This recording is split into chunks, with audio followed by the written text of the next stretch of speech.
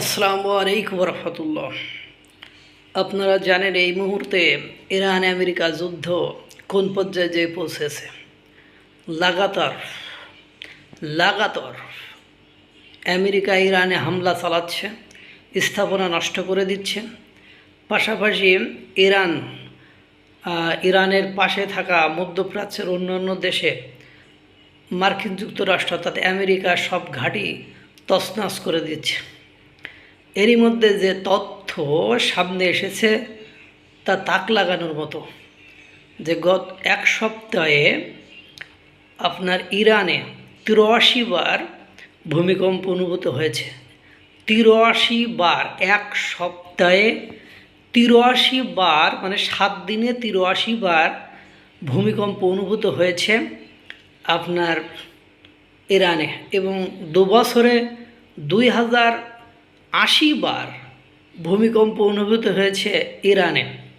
আর মাত্রা ৩ থেকে ৪, মানে ৩-এর মধ্যে ছিল ৬০ বারের মতো। এই যে এক সপ্তাহের ৮৩ বার ভূমিকম্পের ভেতরে ৩ থেকে ৪-এর ভেতরে ছিল ১০, বাকিটা আপনার উপরে ছিল। আর যাই হোক, এখন এটা থেকে আন্দাজ করা যাচ্ছে ইরান যে ভূমিকম্প অনুভূত হয়েছে সেটা ভূপৃষ্ঠ থেকে ১২ কিলোমিটার নিচে, যেখানে কোনো তথ্যই ফাঁস হওয়ার কোনো সুযোগ নেই।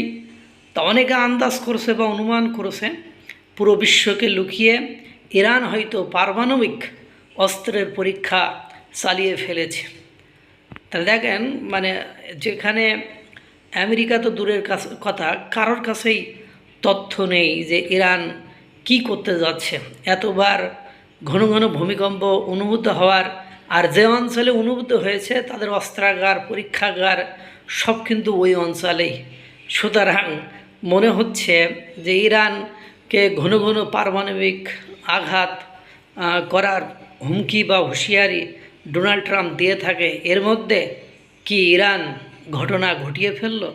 তারা কি পারমাণবিক অস্ত্রের পরীক্ষা বা পারমাণবিক পরীক্ষা চালিয়ে ফেলল? যে তথ্য ফাঁস হয়েছে তাতে আর কোনো সন্দেহ থাকে না যে ইরান ঘটনা ঘটায় ফেলছে। এখন এটা মহাপ্রলয়ে রূপ নেবে।